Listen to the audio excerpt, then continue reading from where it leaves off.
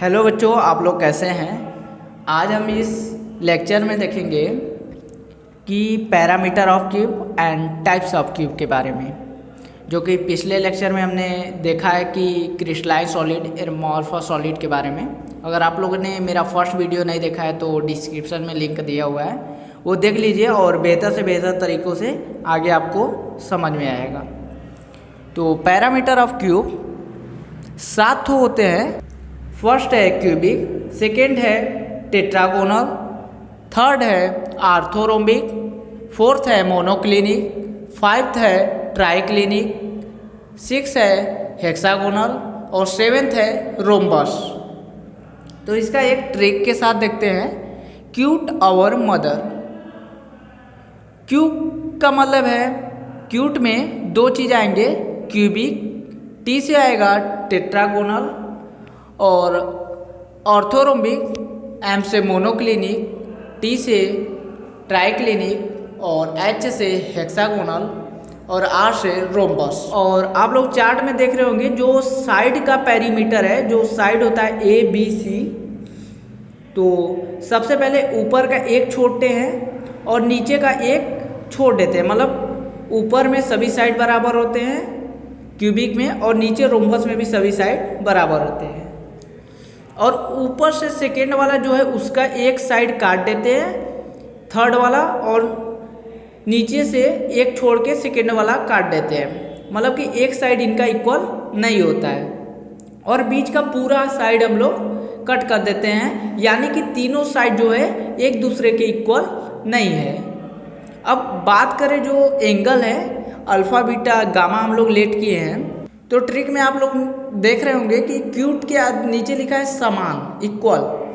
तो क्यूट में जो क्यूबिक है और टी है, इन दोनों का एंगल 77 90 होगा, यानी alpha equal to beta equal to gamma, जो कि आप लोग देख रहे हैं। और ऑर्थोरोम्बिक का भी एंगल सेम होगा, alpha equal to beta equal to gamma. और मोनोक्लिनिक में जो बीटा दिया हुआ वो नॉट इक्वल टू 90 डिग्री, यानी अल्फ़ा और गामा तो 90 होंगे लेकिन बीटा 90 नहीं होगा। और इसके बाद है आपका ट्राइक्लिनिक। ट्राइक्लिनिक में कोई भी एंगल एक दूसरे के इक्वल नहीं होगा, मतलब जो अल्फ़ा होगा, बीटा होगा, गामा एक दूसरे के इक्वल नहीं होंगे। और जो देख रहे हैं 6 वाला है हेक्सागोनल में, इसमें दिया हुआ है 2, मतलब 2 एंगल तो इक्वल होंगे, लेकिन थर्ड वाला यानी गामा 120 डिग्री का होगा, वो 90 नहीं होगा। और लास्ट देख रहे हैं रोम्बस। रोम्बस में दिया हुआ है 3, यानी कि जो थर्ड वाला एंगल होगा वो न ही 90 होगा और न ही 120 होगा, यानी 120 से या तो कम होगा या तो 90 नहीं होगा। अल्फ़ा और बीटा तो इक्वल होंगे, लेकिन जो थर्ड वाला गामा है वो 120 से कम होगा। ये आप लोगों ने पेरीमीटर ऑफ क्यूबिक का देख लिया। इसका बारी बारी से शेप देख लेते हैं। क्यूबिक का शेप होता है, देख लीजिए, जो फिगर में डिनोट किया गया है। और टेट्रागोनल का जो है फिगर आप लोग देख सकते हैं। आर्थोरोम्बिक का फिगर ये होता है। मोनोक्लिनिक का फिगर कुछ ऐसा होता है, और ट्राइक्लिनिक का ऐसा होता है। हेक्सागोनल का फिगर कुछ ऐसा होता है, और रोम्बस का इस तरीके से होता है। और याद भी करने का तरीका आप लोगों को आसान मिल गया होगा। अब सेकेंड देखते हैं types of cube. Cube 3 types के होते हैं। जो सेल होता है वो 3 टाइप्स का होता है। फर्स्ट होता है सिंपल क्यूबिक सेल, सेकेंड होता है बॉडी सेंटर क्यूबिक सेल, और थर्ड जो होता है face centre cubic cell. First हम लोग देखते हैं सबसे पहले सिंपल यूनिट सेल। जो सिंपल यूनिट सेल होता है, इसके केवल कॉर्नर पे लैक्टिक पॉइंट होते हैं, यानी जो पार्टिकल्स होते हैं, जो कण होते हैं, किसके इसके कॉर्नर पे होते हैं। टोटल कॉर्नर 8 है, तो इसमें पूरे पार्टिकल यानी पूरे लैक्टिक पॉइंट 8 होंगे। इसको कहेंगे हम लोग सिंपल यूनिट सेल।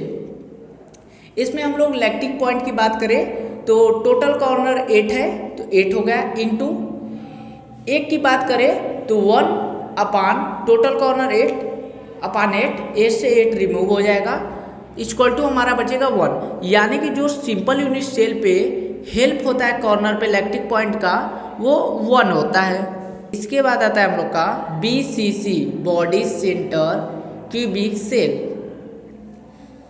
इसमें जो होता है इसके कॉर्नर पे तो इलेक्ट्रिक पॉइंट होंगे, यानी कि जो पार्टिकल्स होंगे, जो कण होंगे हमारे, वो कॉर्नर पे तो होंगे, लेकिन साथ ही साथ इसके बॉडी पे भी होंगे, यानी सेंटर में एक पार्टिकल्स होगा तो इसको बॉडी सेंटर क्यूबिक सेल कहेंगे।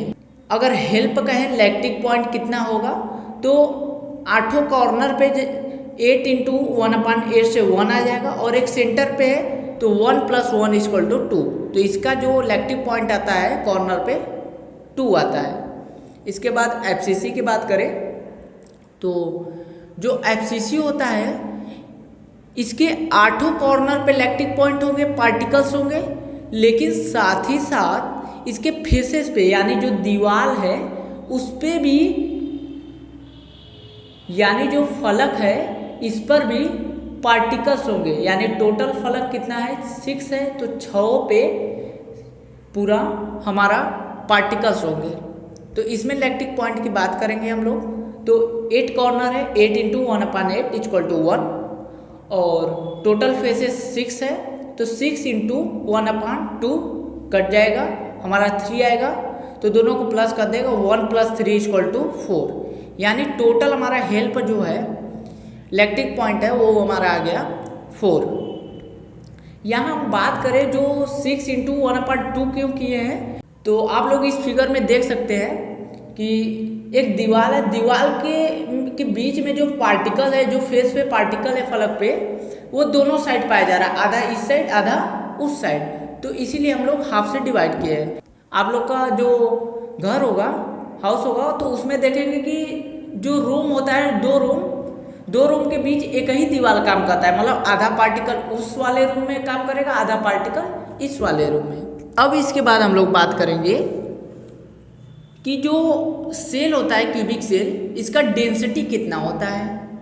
तो एक क्यूबिक सेल हम लोग फिगर में लेते हैं, जैसे देख सकते हैं आप लोग, इसका हम लोग डेंसिटी D लेट करते हैं और साइड A लेट करते हैं। जब साइड A होगा तो सब साइड A होंगे क्योंकि क्यूबिकल शेप है, और नंबर्स ऑफ मोल N लेते हैं, एंड इसका जो हम लोग एटॉमिक नंबर है एक पार्टिकल का, नंबर्स ऑफ पार्टिकल, वो Z लेट करते हैं। तो हमारा होता है डेंसिटी = फार्मूला मास/वॉल्यूम, तो डेंसिटी D हो जाएगा। मास जब हम लोग टोटल पार्टिकल का बात करेंगे, ये तो एक पार्टिकल का लेट किए, टोटल पार्टिकल का जब हम लोग लेंगे तो atomic number of 1 atom into mass of 1 particles, एक पार्टिकल का मास ले लेंगे, m लेट करते हैं, अपान वॉल्यूम ऑफ क्यूबिक है, तो जब क्यूबिकल शेप है तो क्यूबिकल शेप का हम लोग का वॉल्यूम आता है साइड इंटू साइड, तो हमारा साइड A लेट किए हैं तो हमारा वॉल्यूम आ जाएगा A³, तो फार्मूले में पुट कर देंगे तो D = हमारा आएगा ZM/A³। लेकिन जो M है यहाँ पे हम एक पार्टिकल की बात करेंगे, एक पार्टिकल के लिए, तो जो टोटल मास आएगा M = M/NA, तो यहाँ पुट करेंगे तो हमारा फार्मूला टोटल आ जाएगा डेंसिटी का D = ZM/NA